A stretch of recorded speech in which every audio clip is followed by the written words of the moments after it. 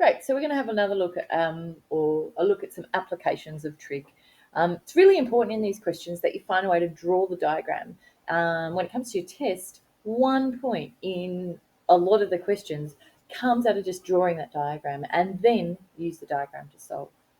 So, an observer on the ground 25 metres from a building looks up to the top of the building at an angle of elevation of 40 degrees. He moves away so that he's now looking up at an angle of 30 degrees. Draw a diagram and then find out how tall is the building, how far away is the observer now. What I'd like you to do is pause the video and have a go at drawing the diagram. You should have had enough time to do that, so check in and see how you went. Well, I always like to start with my building. So here's a building, here's some ground, here's a person. Now, we don't have any information about how tall the person is, so we're just going to have to measure the angle of elevation from the person's feet rather than from their eye level, and that's okay in these situations. Okay, so he's 25 metres away, all right, and we know that when he's 25 metres away, there's an angle of elevation of 40 degrees. Now, a bit later on, he moves further away. So he moves this way more until wherever he is, this angle is now 30 degrees. Okay. What does it want us to find out? Well, it wants us to find out the height of the building, and it also wants me to find out this distance. How far away is the person?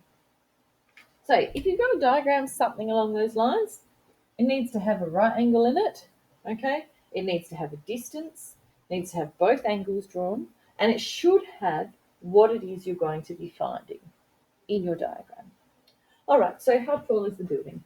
Well, we're going to focus on this first triangle. So we've got, compared to 40 degrees, opposite and adjacent, tan. Tan theta equals opposite on adjacent. Tan 40 equals x over 25. 25 times tan 40 equals x. 25 times tan 40 equals 20.97749 equals x. Now I'm going to leave that to lots of decimal places, or better yet, I'm going to keep it in my calculator because I think I'm going to need that result later. It's fine to round your answer to give an answer to the question, but if you're going to use that again, you need to use the actual accurate version. So the building is 20.98 metres tall. Two decimal places. All right. Second part of the question says, how far away is the observer now? So we want this whole distance y. Now we're going to need to use that x distance that we just figured out. As I say, keep it in your calculator. We've got an angle and we need to find y. So again, we can put that in if you like, if it helps. 20.98. Okay. We're going to use this 30 degrees, so we've got opposite and adjacent. Tan theta equals opposite on adjacent. Tan of 30 equals that original thing. So I'm going to write my opposite is actually this. 25 times tan 40, because that's what it actually is equal to. This is a rounded version, all over y. Now, y is on the bottom. The only way to get to y is to use our shortcut, which is where we switcheroo.